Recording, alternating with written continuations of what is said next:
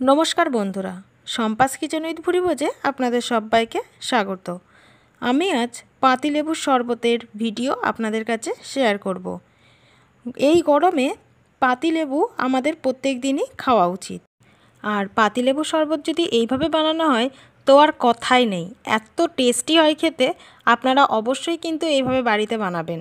আর আমার সকল বন্ধুদের কাছে ভিডিওটা সম্পূর্ণ দেখার অনুরোধ রইল।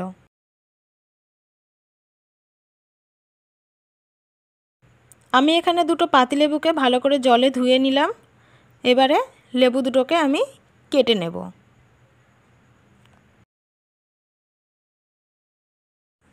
লেবুটা আমার কেটে নেওয়া হয়ে গেছে। একইভাবে আমি আর একটা লেবুও কেটে নেব। এটাও আমার কেটে নেওয়া হয়ে গেছে। এবার লেবুর থেকে রসটা আমি বের করে নেব। দেখুন, আমি লেবু থেকে রসটা বের করে নিয়েছি। লেবুর যে বীজগুলো আছে সেগুলো আমি ছাঁকনির সাহায্যে ছেঁকে আমি গ্লাসের মধ্যে লেবুর রসটা ঢেলে দিলাম। এবারে এর মধ্যে দিয়ে দেব কিছুটা পরিমাণে বিট লবণ। এবারে দিয়ে দেব 2 চামচ চিনির গুঁড়ো। আপনারা নর্মাল চিনিও ব্যবহার করতে পারেন, আর মিষ্টিটা আপনারা আপনাদের স্বাদ অনুযায়ী ব্যবহার করবেন। এবারে দিয়ে দিলাম দুটো আইস কিউব। এবারে দিয়ে দিচ্ছি ঠান্ডা জল।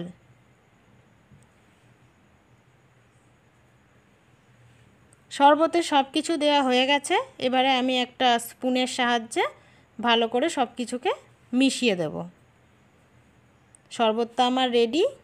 দেখুন, শরবতটা পরিবেশনের জন্য একেবারে রেডি হয়ে গেছে। আপনারাও বাড়িতে এইভাবে বানান আর আমাকে কমেন্ট করে জানান কেমন হলো। ভিডিওটা যদি ভালো লেগে থাকে তাহলে লাইক করুন, কমেন্ট করুন, শেয়ার করুন। আর আমার চ্যানেলটা প্লিজ একটু সাবস্ক্রাইব করে দেবেন।